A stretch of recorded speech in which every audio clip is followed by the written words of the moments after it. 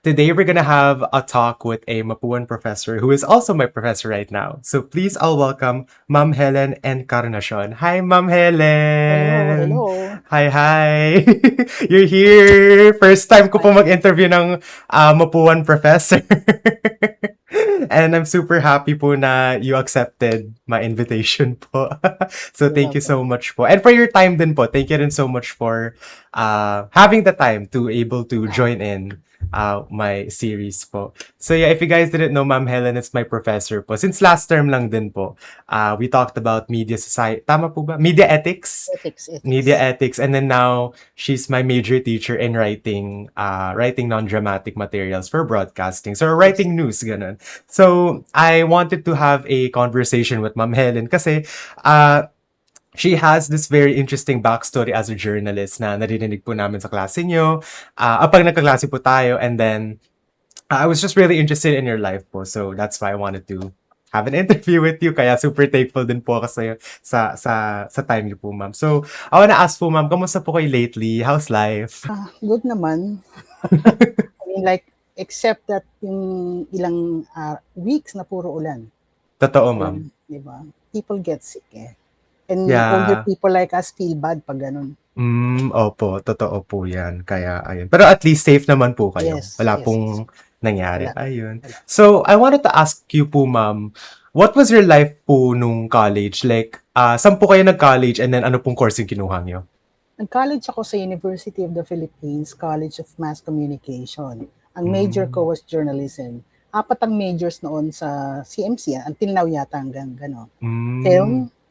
Film, journalism, broadcast, saka communication research. I took up Okay. journalism. Ang galing. So, journalism. Tapos, nag-ano po ba kayo nun, ma'am? Nag-masters po ba kayo? Hindi. May mga units ako in 2 masters. Isang MBA at saka sa international studies. Pero I Gets. wasn't able to finish kasi for some reason. I see. I get it. Akala ko, ma'am, nag-masters kayo, kaya kayo din naging prof sa Mapua. Ang galing. I'm taking my masters now again. Ooh, okay. That's nice. Saan po? Mapua. Sa Mapua na mismo. Yes, multimedia Okay. arts. Okay. Akala ko masters in mass comm din po. Hindi pa pala. Hindi. I see. Ang galing. Magdo-doctorate ako doon. Ang galing. That's nice. I wanna ask, ma'am, what was your life like nung college? Kasi anong year yan? 1919? My Hindi ba? God. Ang student number ko, 87. So, Oh my 1987, yes. Oh You my weren't even born. God! You weren't even born, my God. Yeah. Ngayon, I was very active. Ano ko, sorority sister, Sigma Wow. Alpha Nu, I was lady of communication. Ngayon, dahil hindi ko gusto yung mga organizations sa MASCOM, gumawa ako ng sarili kong organization. Gets. Union of Journalists of the Philippines UP chapter.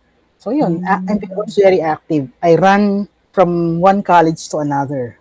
Ang galing. Ang galing nun, ma'am. Tapos 4 years kayo. Saan kayo nakatira nun, ma'am, nung time na nag-college kayo? Dito pa rin, sa Baclaran. Sa Paranaque. Yes. Edi malayo pa rin pala ang commute. Malayo. Ito yung Opo. backstory nun. For the longest time, medyo mahina ulo ko. Hindi ko alam na meron palang bus. Dati kasi dati kasi may LRT, di ba? Opo. Gusto kong sakyan. Oo. What I do is from Baclaran, I take the LRT and get off Central Station and take the jeep from there to Philcoa. Diyos ko po. All the way to Philcoa, 5 o'clock in the morning yan. Oh my gosh. Ganun. Grabe. And then take another jeep going to UP, yung ikot. Diyos ko po. Meron naman palang bus na diretso. Hanggang Philcoa, pwede pa ako matulog, naka-aircon pa. Diba? 2 taon yun. So, bale 3 sakay kayo, ma'am? Oo, ganun. Mahirap din. So ano pala kayo, ma'am? UP Diliman? Tama po ba? Yes, Diliman. UP Diliman. I see, gets. Ang galing. Kaya, kasi recently rin kasi nakapunta ako nung July, I had an interview with a person na biology. Sabi ko, ang luma na nga pala ng UP. Nakalimutan ko. Kasi yung iba, 1901. opo, totoo. Kaya parang sabi ko, luma na pala to. Akala ko bago pa lang, hindi pala. May mga parts sa building pala na bago and luma, and ayun, kaya ang galing. So, okay naman yung college life yung very busy, very, very busy talaga. Kaya, ayun, mahirap po talaga. Pero, I wanna ask you, ma'am, what made you had an interest sa mass comm or journalism? Kasi I was pol sci dati. Pol sci po pala kayo dati. Pol sci ako dati. Tapos I shifted to journal kasi feeling ko hindi ako active member of society pag nandun lang ako. Okay. Kasi, Gets. and also, I was very interested with current events, with Mm. going around, Opo. with talking to people. So, yun, sabi ko, journalism ako. Ang galing. So, nag-Polsci pala kayo dati, ma'am. Ang galing nun, Hmm.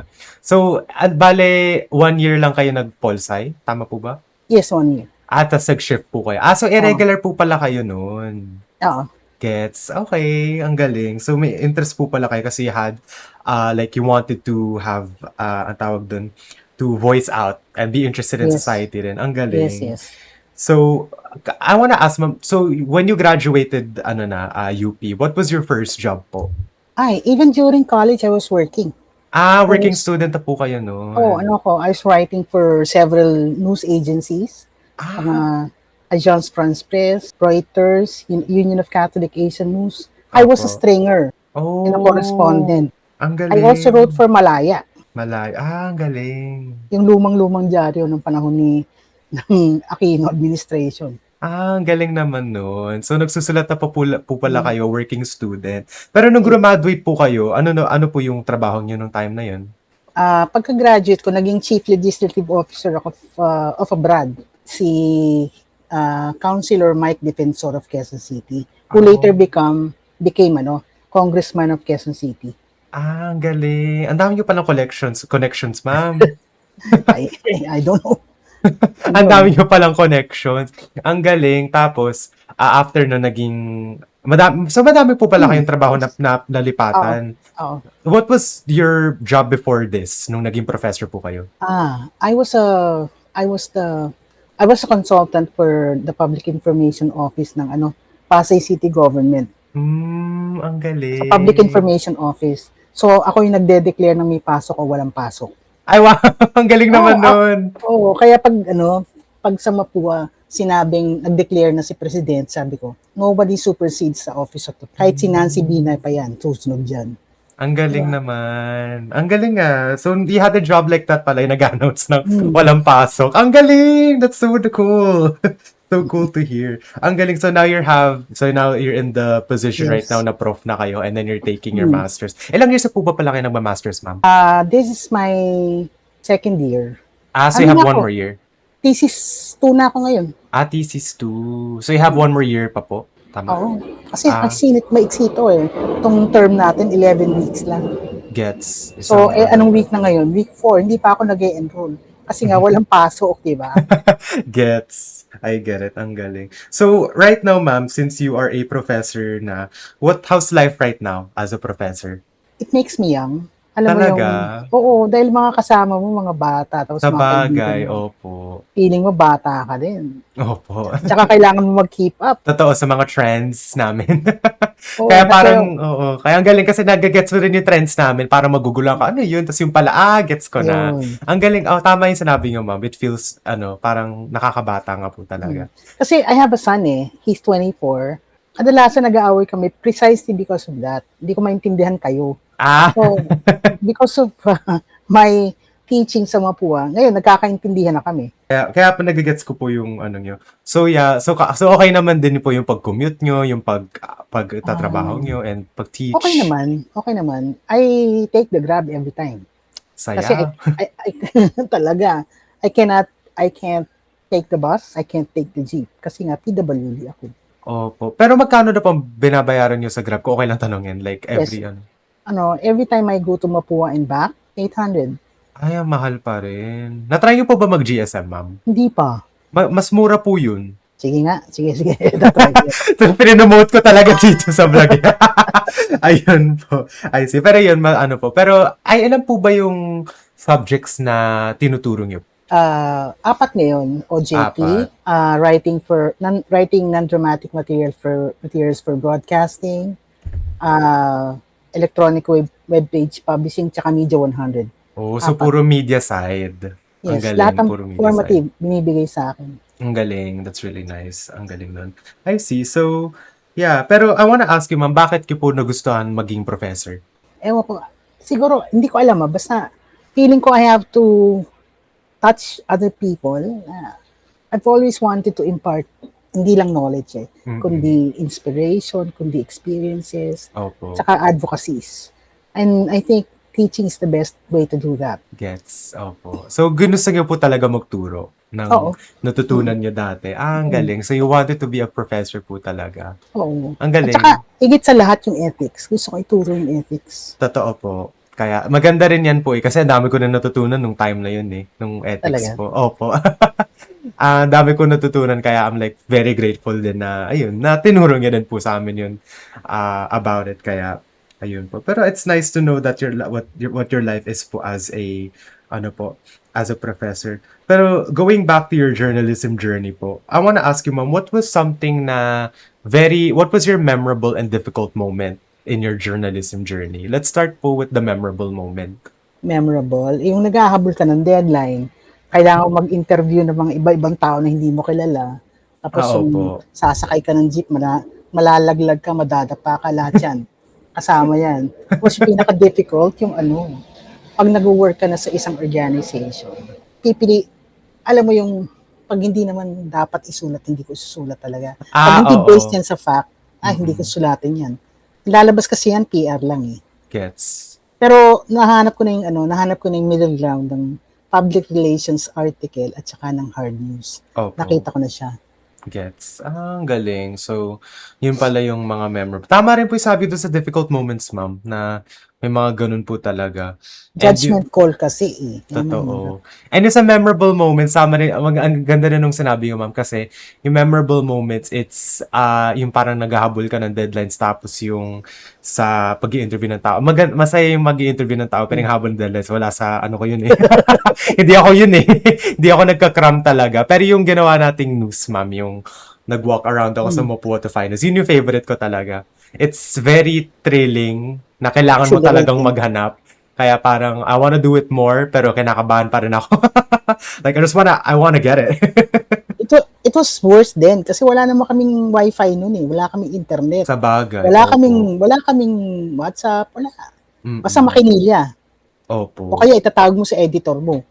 Ano mo? Sabihin mo na, ay, may nahanap na ako. Hindi. As in, i-read out yung story sa kanya. Gets. Lala, di ba? Mahirap nga dati. Pero, naman ngayon, madali na eh. Kasi dati, when the papers go to bed at 3 o'clock, kailangan before then, mga 1 hour before that, tumatawag ka na para maisama sa day's newspaper ang storya mo. Ang galing. Ganun pala yun dati. That's really cool. I see. But it was really interesting to know po your memorable and difficult moments po in journalism.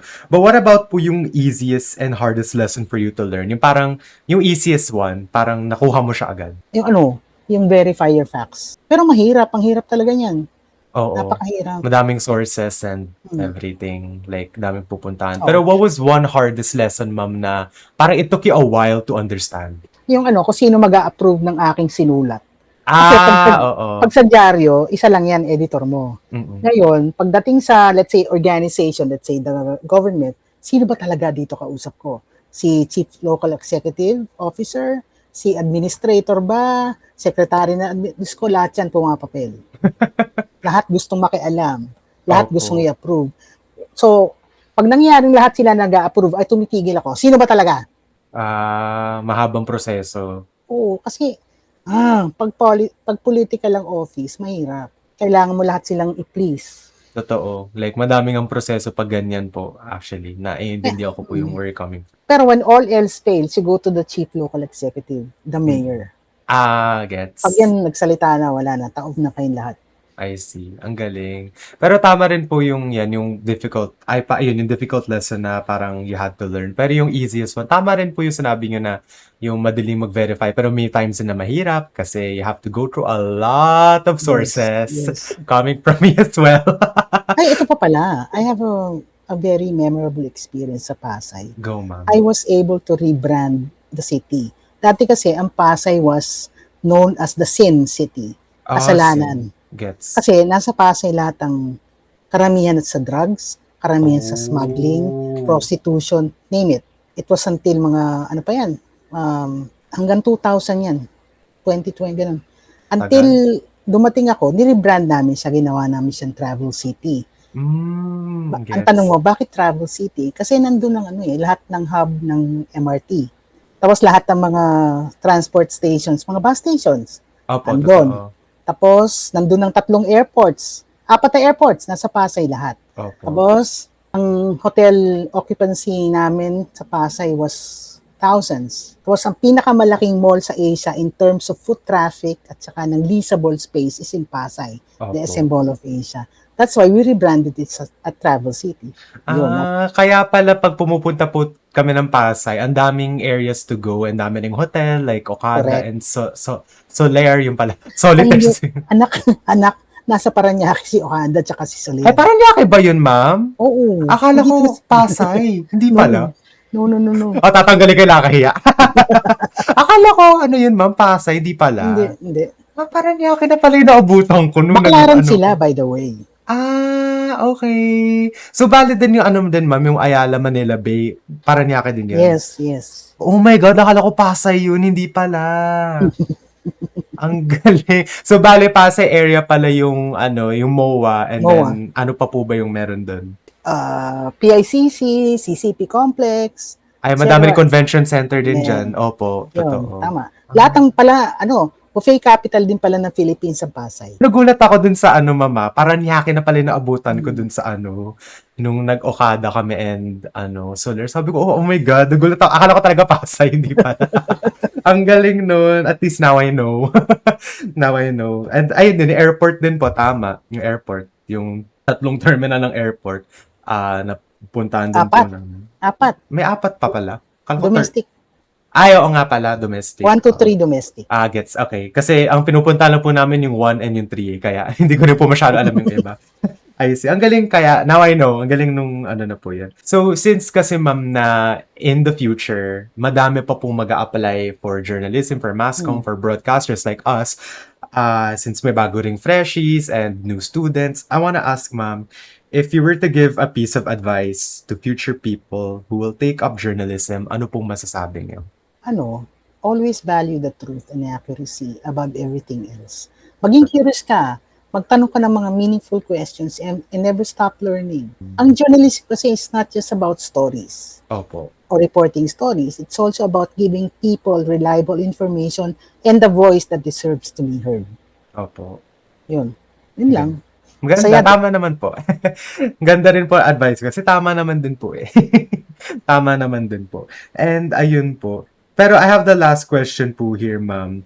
And since kasi ma'am, mahaba pa ang buhay natin sa lahat, can I ask ma'am, ilang taon na po ba kayo kung okay lang tanongin? I'm 56. Hindi nga, ma'am. Oo nga, bakit? Akala ko 40 ka lang, ma'am. Uy, I Seryoso? love you. Seryoso, ma'am! Akala ko maka 40 ka lang. I love you. Love it too, ma'am. Legit, akala ko mga 40-something ka. My God, Mga, 54 ka? 54? 56. 50. Grabe, hindi halata sa mukha mo, ma'am. Legit. How old na ba is your mom? 41? Oh, matanda pa ako sa mama mo. Oo, pero di ko alam na akala ko same age lang din kayo. Di kasi halata sa mukha niyo, ma'am. Legit. I so love you. Legit, ma'am. Seryoso ako. Akala ko talaga nung una nung nakita ko, akala ko mga 40 lang kayo. 40 na nanay din, yun lang nasabi ko. Ayun, nanay pala ako. Oo, 40 na nanay. Akala ko ganun. Hindi pala. Nagulat ako na na pala kayo. Sa 50s na pala kayo. Oo naman. Ang galing. Pero since kasi ma'am, madami pa tayong may experience sa life and so many years, gusto kong tanungin sa inyo, ma'am, parang where do you see yourself in 5 years since madami ka pang plans in your life? I will continue teaching and I'll be taking my doctoral. Tapos siguro magfo-focus na rin sa negosyo. Kasi hindi ka naman yayaman sa sa pagtuturo. Di lalo sa pagtuturo. Totoo, ma'am. I'm not after the yaman kasi my son will take care of that. Pero yung nagkaroon ka ng solid na whatever na iwan mo sa anak mo, yun ang hinahanap ko na ngayon. Yes. Ang galing naman. Ang ganda ng future plan niyo, ma'am. Tama din na you want to, to keep on teaching. Kasi kita ko rin po na enjoy nyo rin po eh. And you want to communicate more with students, even new and old ones na Yes. that are growing over the years. And yung, ayun din po, yung sa negosyo din po, tama rin po. Tama rin po yung ginagawa. Pero ang ganda, ma'am. I really like the future plans for you. Pero overall, ma'am, I'm super happy kasi I got to know you more thoroughly sa life mo when you were in college, and then what was the life like nung panahon niyo rin po no journalism, since there's a lot has changed. A lot has changed din po over the years, and it's just very nice din po to get a one-on-one talk with my professor din po in Mapo. And yeah, I just want to say thank you, ma'am, for joining Talk with You're welcome. Wavy. Yeah, so valid, ma'am, this will be posted on YouTube and Spotify din po. And also on Facebook, I'll just tag you na lang din po para makita rin Sige. po ng iba. And yeah, that's all. I just want to say thank you all for watching or listening to our podcast episode with Ma'am Helen. If you all enjoyed, let us know. Support the podcast, subscribe, follow, and yeah, all those things. So yeah, thank you again, Ma'am Helen. My name Thank is Wavy you. Wham or Wham Guzman. This is Ma'am Helen. I'll see you guys later. Bye-bye. Bye.